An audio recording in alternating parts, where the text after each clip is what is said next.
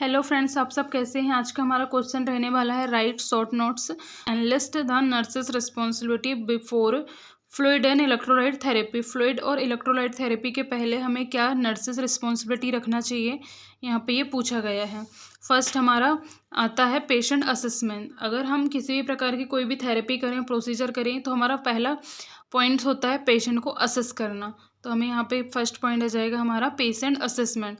Second आ जाएगी laboratory investigation. Patient assess कर लिए, उसके बाद में हमें लेबोरेटरी की इन्वेस्टिगेशन करना है। अगर लेबोरेटरी इन्वेस्टिगेशन हुआ है तो हमें उसकी जो लैब रिपोर्ट्स है, हमें सारी लैब रिपोर्ट्स को चेक करना है कि क्या क्या उसमें वैल्यूज़ में वेरिएशंस है, वो हमें देखना है।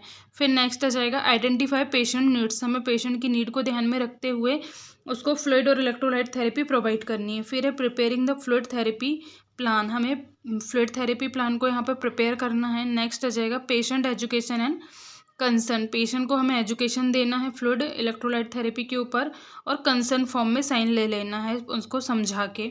फिर नेक्स्ट आ जाएगा infection control and IV line preparation. फिर हमें क्या करना है, एसेप्टिक तरीके से हमें कैथेटर लगाना है और आईवी लाइन की हमें प्रिपरेशन करना है। बिल्कुल एसेप्टिक तरीके से होना चाहिए ये काम, क्योंकि हमें पेशेंट को इन्फेक्शन हमें गिफ्ट में नहीं देना है। फिर नेक्स्ट आ जाएगा emergency preparedness. Fluid electrolyte therapy देते टाइम हमें पेशेंट को इमरजेंसी प्रिपेयर्डनेस भी करके रखना है, और हमारे सारे इक्विपमेंट आर्टिकल हमें जो भी लगते हैं इमरजेंसी के टाइम में, वो सब हमें प्रिपेयर करके रखना है अगर कोई इमरजेंसी वहाँ पे आती है तो। यहाँ पे हमारा ये क्वेश्चन फिनिश होता है। Thank you for watching this video.